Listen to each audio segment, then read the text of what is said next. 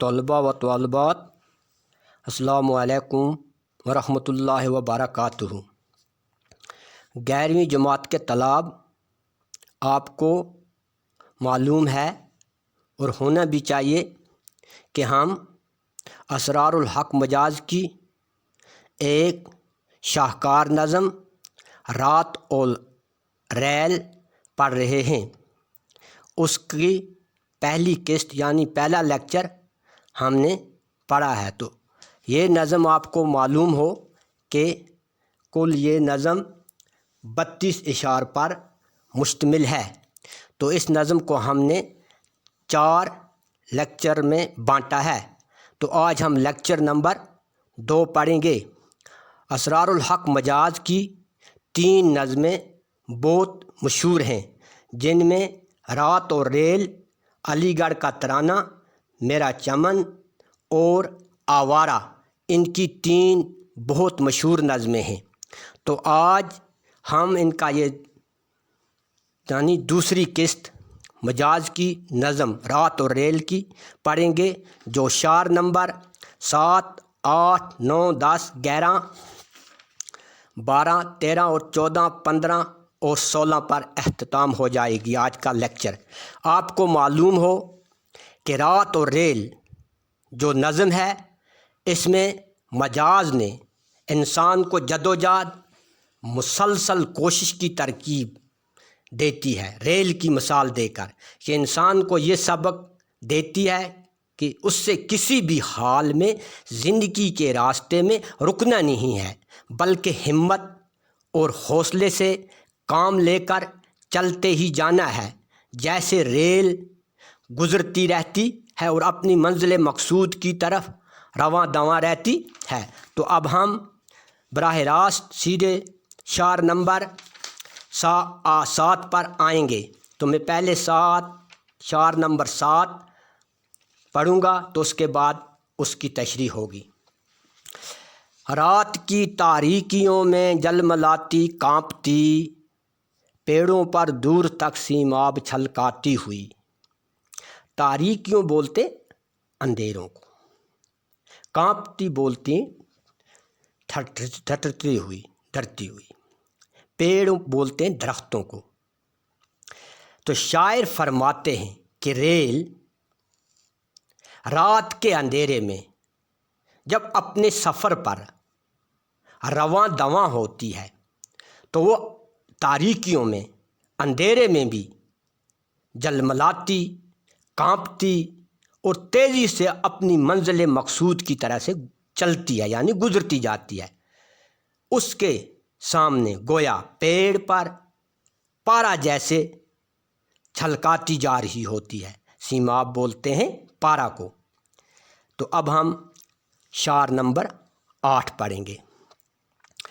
جیسی آدھی رات کو نکلی ہو ایک شاہی بارات، جیسے آدھی رات کو نکلی ہو ایک شاہی بارات، شادیانوں کی صدا سے وجد میں آتی ہوئی۔ شاعر یہاں بادشاہوں کی بارات کی مثال دیتے ہیں۔ جس وقت بادشاہوں کی بارات، شاہی بارات جاری ہوتی ہے، اس میں خوشی، گیت، نغمے ساز اور دوسرے چیز بجائے جاتے ہیں۔ تو اسی طرح آدھی رات کو جب ریل دوڑتی ہوتی ہے، تو ریل کو دیکھ کر ایسا لگتا ہے جیسے کوئی شاہی بارات منزل کی طرح رواں دواں ہے، خوشی کے گیت گائی جا رہی ہے، چاہے اس پوری بارات گانے بجانے اور مست میں ہوتی ہے، یعنی کیا، وجد میں ہوتی ہے۔ تو اب ہم اشعار نمبر 9 پڑھیں گے۔ منتشر کر کے فضا میں جا بجا چنگاریاں، منتشر کر کے فضا میں جا بجا چنگاریاں، دامنے موجے ہوا میں پھول برساتی ہوئی۔ منتشر کہتے ہیں بکھیر دینا، فضا بولتے ہیں ہوا کو، چنگاریاں چھوٹی چھوٹی روشنی، چنگاریاں بولیں گے ہم، جیسے آگ کی چنگاریاں بولیں گے، یا بجلی کی چنگاریاں ہوتی ہیں جو آسمان پہ کوندے لپکتے ہیں۔ شاعر مثال دیتا ہے کہ انسانی زندگی کی مانند بھی کہتا ہے جس طرح ریل اپنے سفر پر رواں دواں رہتی ہے، انسان کو بھی ایسے ہی رہنا چاہیے۔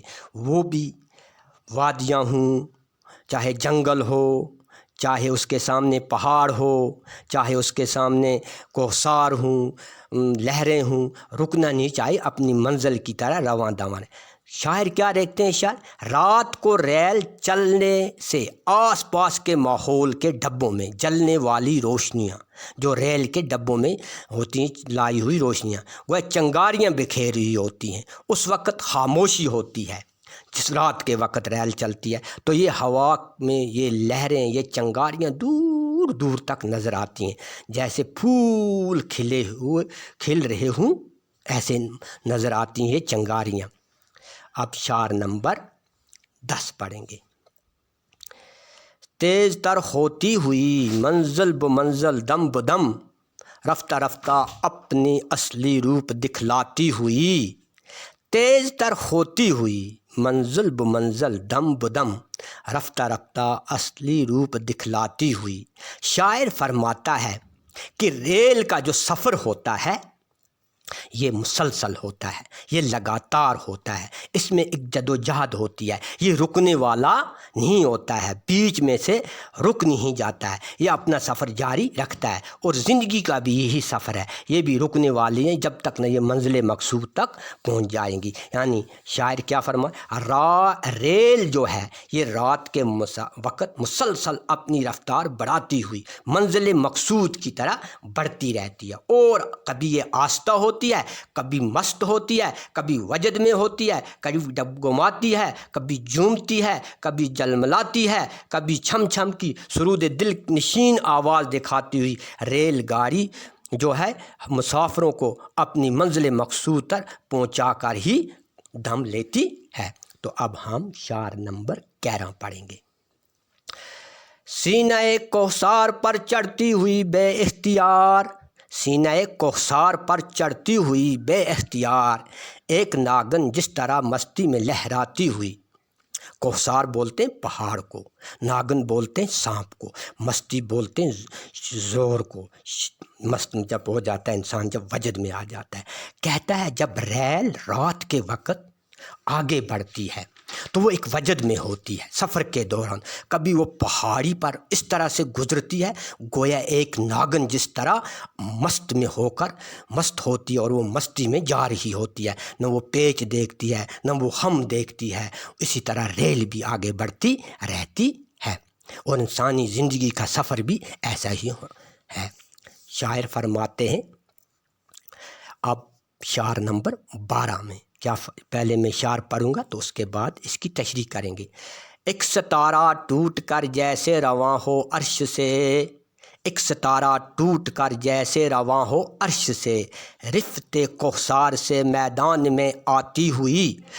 عرش بولتے ہیں آسمان کو، رفت بولتے ہیں بلندی کو، کوثر بولتے ہیں پہاڑ کو، ستارہ جو گردش کرنے والا ہوتا ہے۔ شاعر فرماتے ہیں پہاڑی سے میدان کی طرح آتے ہوئے ریل کو دیکھ کر ایسا لگتا ہے جیسے کس سے؟ عرش سے، یعنی آسمان سے کوئی تارا ٹوٹ کر نیچے زمین کی طرح کیا پلٹ رہا ہو، زمین کی طرح آ رہا ہو۔ تو اب ہم پڑھیں گے شعر نمبر 13۔ ایک بگولے کی طرح بڑھتی ہوئی میدان میں، جنگلوں میں آندھیوں کا زور دکھلاتی ہوئی، ایک بگولے کی طرح بڑھتی ہوئی میدان میں، جنگلوں میں آندھیوں کا زور دکھلاتی ہوئی۔ شاعر فرماتے ہیں ریل جس وقت رات کے وقت مسلسل اپنے سفر کی طرح جاری ہوتی ہے تو وہ رکنے کا نام نہیں لیتی ہے جب تک نہ وہ اپنے سفر مقصود پر پہنچیں گی۔ رات کے وقت ریل کے ڈبوں میں چونکہ بتیاں جگمگاتی ہوتی ہیں، اس لیے ایسا لگتا ہے کہ ریل ایک آگ کے گولے کی طرح تیزی سے آگے بڑھ رہی ہے، اور جب جنگلوں میں سے گزرتی ہے تو ایسا لگتا ہے کہ زور کی آندھی، شور کی آندھی چل رہی ہو، کیونکہ وہ اپنی منزل کی طرح جا رہی ہوتی ہے۔ اب ہم پڑھتے ہیں شعر نمبر 14۔ یاد آ جائے پرانے دیوتاؤں کا جلال، ان قیامت خیزوں کے ساتھ بل کھاتی ہوئی، یاد آ جائے پرانے دیوتاؤں کا جلال ان قیامت خیزوں کے ساتھ بل کھاتی ہوئی۔ پرانے دیوتا کا رعب ہوتا تھا، ڈر ہوتا تھا، ان میں ایک شان ہوتی تھی، اس کی طرح یعنی وہ داستانوں میں ان کا ذکر کیا جاتا ہے، اس کی طرح اشارہ کیا ہے۔ تو شاعر کیا فرماتا ہے، جس وقت رات کے وقت کیا ریل جب ایک قیامت برپا کرتی ہوئی گزرتی ہے کہاں اپنی منزل کی طرح، تو پرانے دیوتاؤں کا رعب شان یاد آ جاتی ہے۔ اب ہم شعر نمبر 15 پڑھیں گے۔ مرگزاروں میں دکھاتی جوئے شیریں کا حرام، وادیوں میں ابر کی مانند منڈلاتی ہوئی۔ مرگزاروں میں دکھاتی جوئے شیریں کا حرام، وادیوں میں ابر کی مانند منڈلاتی ہوئی۔ جوئے شیریں بولتے ہیں، شیریں بولتے ہیں کس کو؟ دودھ کی ندی کو۔ شاعر فرماتا ہے اسرار الحق مجاز کہ جب ریل رات کے وقت گزرتی ہے، جب وہ سبزاروں میں سے گزرتی ہے تو کیا ایسا لگتا ہے کہ دودھ کی نہر کے بڑے ناز و انداز سے بہہ رہی ہے۔ دودھ کی نہر کیا بڑے ناز و انداز سے بہہ رہی ہے، اور جب وادیوں میں سے گزرتی ہے تو بادلوں کی طرح منڈلاتی ہوئی معلوم ہوتی ہے ریل۔ اب شعر نمبر ہم 16 پڑھیں گے۔